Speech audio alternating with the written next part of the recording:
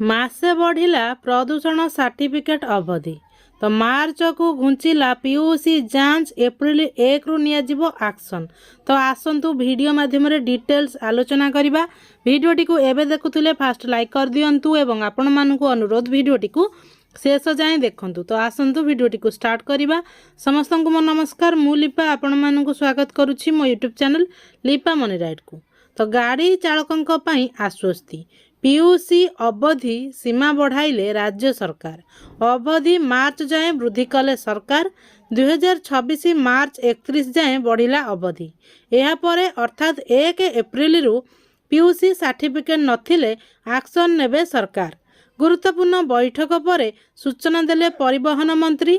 लोकंक समस्या एवं असुविधा को दृष्टि रखी पीयूसी जांच अवधि बढ़ाइले सरकार। फेब्रुआरी परिवर्ते मार्च 31 जाए समय देले सरकार। मार्च 31 सुधा प्रदूषण प्रमाणपत्र कराई नेबाकू कहिले परिवहन मंत्री। एप्रिल 1 रु प्रदूषण जांच कड़ाकड़ी करने निर्देश देले मंत्री। आज परिवहन मंत्री बासभवन में बसिथिबा बैठक में यह निष्पत्ति होईछि। परिवहन मंत्री सचिव एवं वरिष्ठ अधिकारी को नहीं बसिथिबा बैठक में यह निष्पत्ति निया जायछि। तो आशा करुछि भिडियोटी को शेष जाए देखिथिबे। आपण मानकर सुचिंता मतामत कमेंट बॉक्स रे जणाइबे।